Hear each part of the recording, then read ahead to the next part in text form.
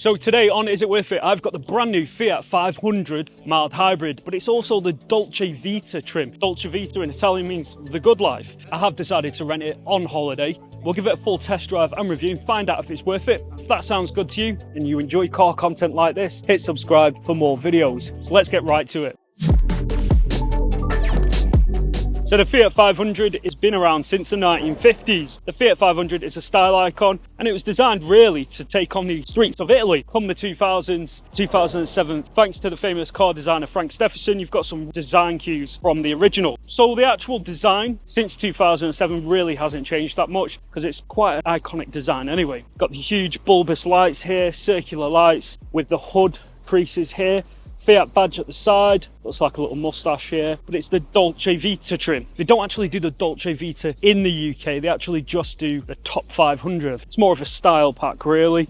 Get some chrome inserts here with the chrome highlights on the bottom grille. There has been different iterations and extra versions of this, but this time they've changed more to do with the powertrain. It's now got a 1 litre 3-cylinder petrol engine, and that's in turn with a hybrid setup, and the maximum output from the engine gives 70 brake horsepower. It is naturally aspirated, not turbocharged, and you also get 2 valves per cylinder, so it's actually 6 valve as well. So let's have a look at the side profile. You've got the very famous small Italian city car design. You also get a chrome highlights on the side and at the rear, and you get a glass roof as well. So it is a very small car actually. It's still 2-seater hatchback, sort of blacked out windows at the rear as well. And also you get stylized hubs there with a 500 in the center, same body colored wing mirrors. So let's have a look at the rear design. Got the hybrid logo there. That's what's pretty much new on this model. There's no sort of differences here. You've got the loop LED ring headlights and you've got a chrome package. Again, that's on the Dolce Vita with chrome exhaust as well.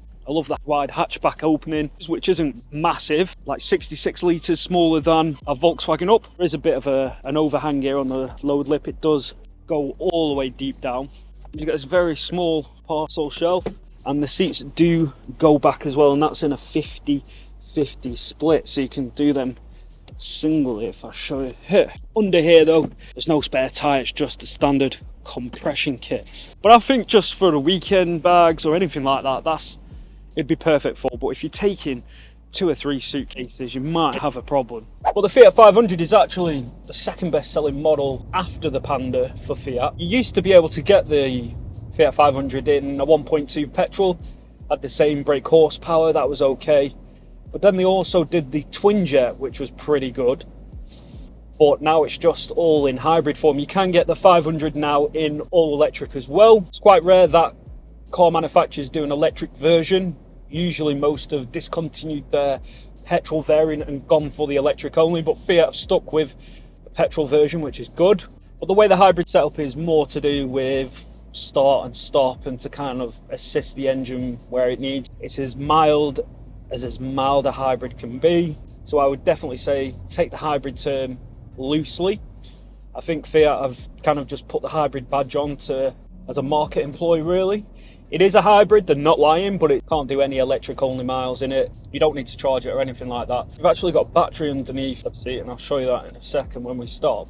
I mean, this is designed for the city, but I am trying it on highways as well, and even at the top end, the full output of the engine's only 50 kilowatt anyway. It doesn't pull very well either. When you're doing 60 or 70, it does seem a little bit gutless. It seems to do okay in lower revs, and it does pull all the way through even for about 3,000 to 4,000, but after that, it kind of cuts out a little bit. The ride, even at high speeds, is a little jiggly. It does seem to kind of bounce and jostle around, even on straight roads as well. You do get quite a lot of wind noise as well. The suspensions, you can feel a lot of the bumps, to be fair. I think it could be quite annoying on longer stretches of road, but if you're in and out city driving, I think it should be okay.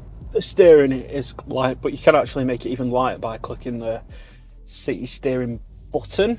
Sort of like the city steering that you used to get in the old Puntos. Just makes the steering a lot lighter and easier. The steering's quite vague. There's not really much feedback through the steering either. And the gear change isn't really the best. It's very notchy. But yeah, the brakes work quite well. Now, this doesn't have a 5-star NCAP safety rating, believe it or not, and your insurance can be, if you are thinking of this as your first car, can be a little high. The reason behind that is because they've not involved automatic collision warning, hasn't got the automatic brakes.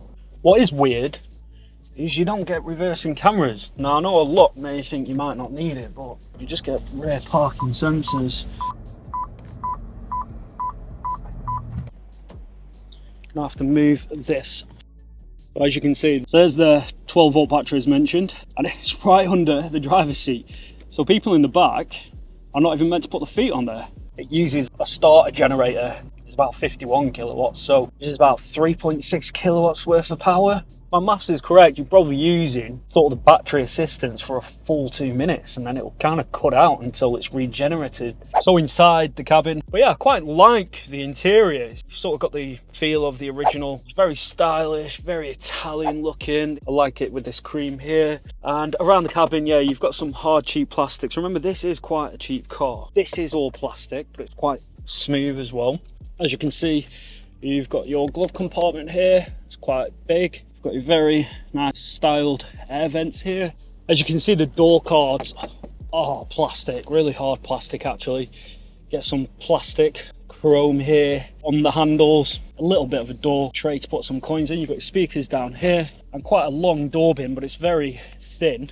Steering column adjustment is only up and down, you can't bring it back or forth.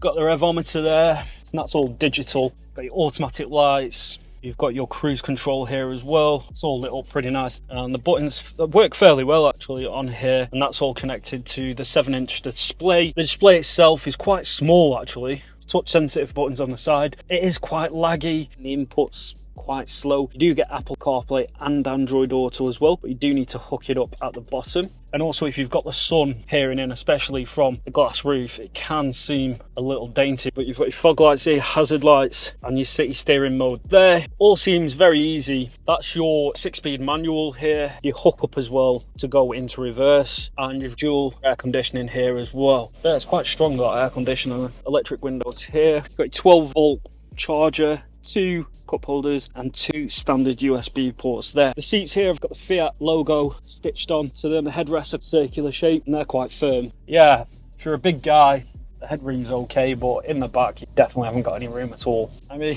the old Fiat 500s, my dad said you could pretty much stick your head out the roof. So let's have a look what it's like in the back for space.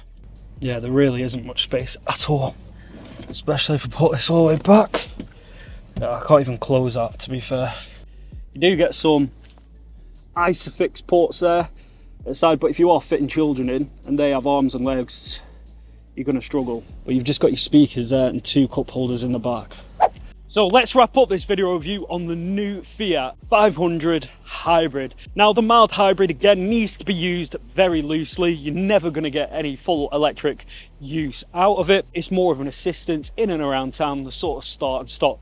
The ride is just about okay. I think on long journeys it can be a little jostly. I think people are more involved with its quirky and stylish Italian looks and the sort of cuteness the Fiat 500 brings. Definitely not any space in the back.